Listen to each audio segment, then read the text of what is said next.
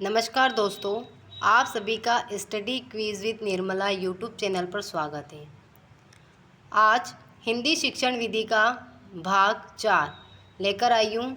इससे पहले भाग 1, 2, 3 अपलोड कर चुकी हूँ, उन्हें देखिए, फिर इसे देखिए। और हाँ, आज मैंने सुबह ही राजस्थान जी के इम्पोर्टेंट क्वेश्चन की एक वीडियो अपलोड की थी। इसमें बहुत ही ज़्यादा इम्पोर्टेंट क्वेश्चन है, उसे ज़रूर देखिए। देखते हैं इसमें पहला प्रश्न कौन सा है। पहला प्रश्न है, फिल्म स्ट्रिप्स किस सहायक सामग्री का अंग है। फिल्म स्ट्रिप्स क्या होता है? फिल्म स्ट्रिप्स होता है फिल्म पट्टी। आपने देखा होगा, पहले एक छोटी सी रील चलती थी, उस रील में कुछ फ़ोटो दिखाई देते थे, उसे ही कहते हैं फिल्म स्ट्रिप्स। तो ये किस प्रकार की सहायक सामग्री है?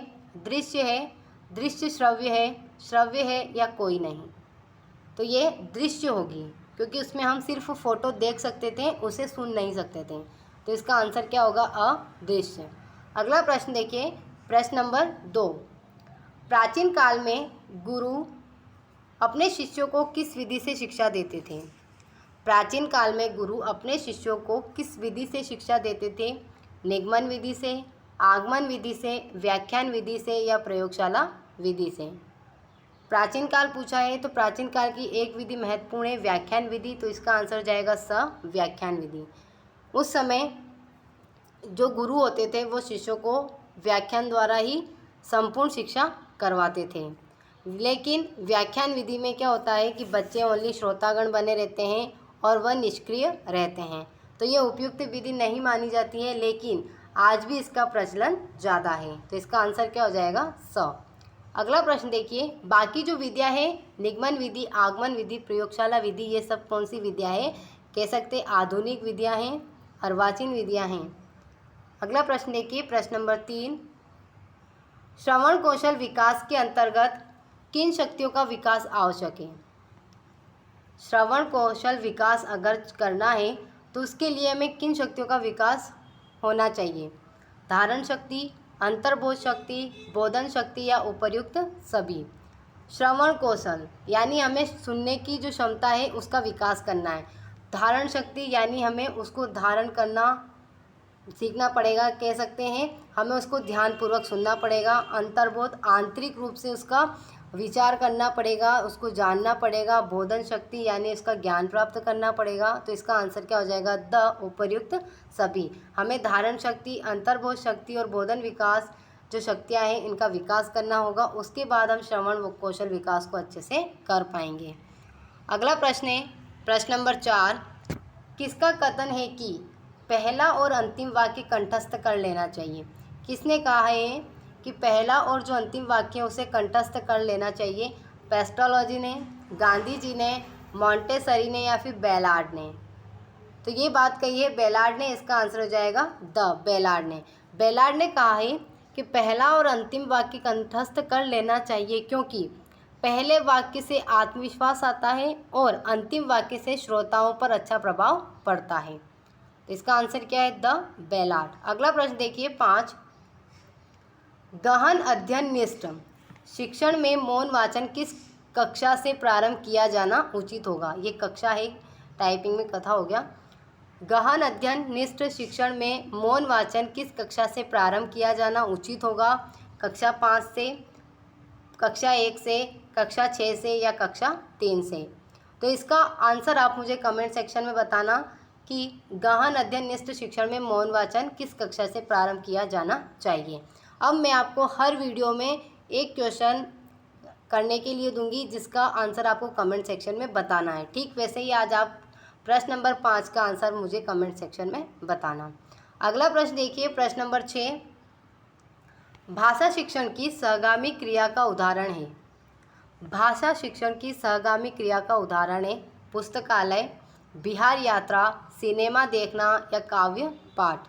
तो भाषा शिक्षण की सहगामी यानी कि भाषा शिक्षण के लिए कह सकते हैं सहयोगी क्रिया कौन सी होगी? काव्य पाठ। तो आंसर क्या हो जाएगा इसका? काव्य पाठ। बिहार यात्रा, सिनेमा देखना, इनका कोई रोल नहीं है, पुस्तकालय का रोल है, लेकिन उसमें भाषा शिक्षण की कह सकते हैं अच्छी तैयारी नहीं हो पाएगी या बच्चों को अच्छे से नहीं करवा सकते, पुस्तकालय में बच्चा खुद पढ़ता है और काव्य पाठ अगर बच्चों को करवाएंगे तो उससे भाषा शिक्षण में ज़्यादा सुधार होगा। तो इसका आंसर क्या होगा? द। अगला प्रश्न देखिए, प्रश्न नंबर 7, जिस उद्देश्य के लिए परीक्षण तैयार किया गया है, जिस उद्देश्य के लिए परीक्षण तैयार किया गया है, यदि उसकी पूर्ति करता है तो वह कहलाएगा वैध परीक्षण, वस्तुनिष्ठ परीक्षण, विश्वसनीय परीक्षण या विषयपरक परीक्षण। उद्देश्य के लिए परीक्षण तैयार किया है और उसकी पूर्ति करता है तो वो हो जाएगा वैध परीक्षण। इसका आंसर हो जाएगा अवैध परीक्षण। अगला प्रश्न देखिए, प्रश्न नंबर 8, मॉरिसन उपागम की विशेषता है। मॉरिसन उपागम की जो प्रमुख विशेषता है वो क्या है? अधिगम स्तर पर बल दिया गया है, विषय वस्तु को छोटी छोटी इकाइयों में बांटा गया है, इसमें शिक्षण उद्देश्य पर बल दिया जाता है या फिर मूल्यांकन पर बल दिया गया है। तो जो मॉरिसन उपागम की विशेषता है वो हो जाएगी विषय वस्तु को छोटी छोटी इकाइयों में बांटा गया। इसका आंसर हो जाएगा ब। मॉरिसन उपागम यानी जो मॉरिसन विधि है ये किसके द्वारा दी गई है? मॉरिसन खुद ने दी है। विधि का नाम क्या है? तो विधि का नाम है इकाई विधि। तो इसका आंसर क्या है? ब। इकाई विधि कब आई थी? तो ये आई थी 1920 में। आप सन भी याद रखना। इकाई विधि मॉरिसन के द्वारा दी गई है कब? 1920 में। अगला प्रश्न देखिए, प्रश्न नंबर 9, उपलब्धि परीक्षण की प्रमुख विशेषता होनी चाहिए। उपलब्धि परीक्षण की प्रमुख विशेषता क्या होनी चाहिए? पाठ्यक्रम को ध्यान में रखकर बनाया जाए, शिक्षण उद्देश्य को ध्यान में रखकर बनाया जाए, विद्यार्थियों का वर्गीकरण कराने में सक्षम हो या उपर्युक्त सभी। उपलब्धि परीक्षण की मुख्य विशेषता ये तीनों ही हो जाएगी कि पाठ्यक्रम को ध्यान में रखकर उपलब्धि परीक्षण किया जाए, शिक्षण उद्देश्य को ध्यान में रखकर उपलब्धि परीक्षण बनाया जाए, विद्यार्थियों का वर्गीकरण कराने में सक्षम हो कि कौन विद्यार्थी उच्च श्रेणी का है, कौन निम्न श्रेणी का है, कौन मध्यम श्रेणी का है। तो इसका आंसर क्या हो जाएगा? द उपर्युक्त सभी। वैसे उपर्युक्त जो उपलब्धि परीक्षण है उसके प्रकार होते हैं 2। कौन कौन से? एक होता है प्रमापीकृत और एक होता है अप्रमापीकृत। अगला प्रश्न देखिए, प्रश्न नंबर 10, परोपकार का अर्थ समझाने के लिए किस विधि का प्रयोग किया जाना चाहिए? हमें परोपकार का अर्थ बताना है तो इसके लिए कौन सी विधि ज़्यादा उपयोगी होगी? अर्थकथन विधि, चित्र दिखाकर, संधि विच्छेद करके या विलोम शब्द बताकर। तो हम उसका अर्थ कह देंगे बस, तो उससे बच्चा अच्छे से नहीं समझ पाएगा। चित्र दिखाना परोपकार के लिए कोई चित्र उचित नहीं होता है। विलोम शब्द विलोम परोपकार का अपरोपकार हो जाएगा। लेकिन संधि विच्छेद करके अगर हम परोपकार का अर्थ बताएंगे तो बच्चा जो है ज़्यादा अच्छे से समझ पाएगा। तो इसका आंसर क्या हो जाएगा? स, संधि विच्छेद करके। अगला प्रश्न देखिए, प्रश्न नंबर 11, प्रत्येक इकाई के लिए या इकाई के साथ मूल्यांकन होना कहलाता है। प्रत्येक इकाई के साथ मूल्यांकन होना कहलाता है उत्पादक मूल्यांकन, सतत मूल्यांकन, वस्तुनिष्ठ मूल्यांकन या पश्च मूल्यांकन। प्रत्येक इकाई के साथ मूल्यांकन करना कहलाता है सतत मूल्यांकन। सतत का मतलब होता है लगातार, यानी कि लगातार एक के बाद एक, यानी प्रत्येक इकाई के साथ मूल्यांकन किया जाए। तो आंसर हो जाएगा ब, सतत मूल्यांकन। अगला प्रश्न देखिए, प्रश्न नंबर 12, इकाई योजना का निर्माण किसने किया? डीवी ने, मॉरिसन ने, हर्बर्ट ने या फिर किलपैट्रिक ने। तो इकाई योजना का जो निर्माण किया किसने किया? जस्ट अभी ऊपर बताया था किसने किया है? ब आंसर हो जाएगा इसका, मॉरिसन ने। कब किया? तो वो किया था 1920 में। ओके, अगला प्रश्न देखिए, इसमें क्या होता है? विषय वस्तु को छोटी छोटी इकाइयों में बांटा गया है। अगला प्रश्न है, संज्ञानात्मक शब्द या संज्ञानात्मक पक्ष का संबंध है ज्ञानात्मक प्रवृत्ति से, अपराध प्रवृत्ति से या सामान्य जागरूकता से या उपयुक्त सभी से। तो इसका आंसर हो जाएगा कि संज्ञानात्मक पक्ष का संबंध किससे होता है? तो संज्ञानात्मक पक्ष का संबंध होता है ज्ञानात्मक प्रवृत्ति से। आंसर हो जाएगा अज्ञानात्मक प्रवृत्ति। अगला प्रश्न देखिए, प्रश्न नंबर 14, आगमन विधि में किस सिद्धांत का पालन करते हैं? ज्ञात से अज्ञात की ओर, अमूर्त से मूर्ति की ओर, अज्ञात से ज्ञात की ओर या सामान्य से विशिष्ट की ओर। तो किस सिद्धांत का पालन करते हैं, यानी कि शिक्षण सूत्र बताना है तो कौन सा हो जाएगा? अज्ञात से अज्ञात की ओर इसका आंसर हो जाएगा।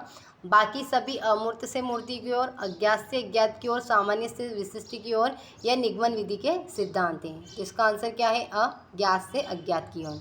अगला प्रश्न देखिए, प्रश्न नंबर 15 और आज का आखिरी प्रश्न है, उपचारात्मक शिक्षण द्वारा छात्रों के घायल होने पर उपचार करते हैं, अध्यापक की कमियों का उपचार करते हैं, छात्रों की कमजोरियों का निदान कर उसे दूर करने हेतु शिक्षण करते हैं, या कुछ कह नहीं सकते हैं। तो उपचारात्मक शिक्षण होता है उसके द्वारा हम छात्रों की कमजोरियों का निदान कर उसे दूर करने हेतु शिक्षण करते हैं। यानी उपचारात्मक शिक्षण से पहले कौन सा शिक्षण होता है? निदानात्मक शिक्षण होता है, उसके बाद उपचारात्मक शिक्षण होता है। निदानात्मक शिक्षण में क्या होता है कि जो छात्र है उनकी कमजोरियों को ढूंढा जाता है और उपचारात्मक शिक्षण के द्वारा उसका उपचार किया जाता है, यानी कि उसका समाधान किया जाता है। तो ये टोटल 15 प्रश्न थे। अगर इनमें से आपके 12 सही होते हैं तो आपकी तैयारी अच्छी चल रही है। कमेंट सेक्शन में ज़रूर बताएं आपके कितने सही हो रहे हैं, और डेली इसी तरीके से आपके लिए कंटेंट आता रहेगा। तो प्लीज़ मेरे चैनल को सब्सक्राइब करें, शेयर करें, और हाँ, बेल आइकन को दबाना ना भूलें ताकि आने वाली वीडियो आपको पता चल जाए। धन्यवाद।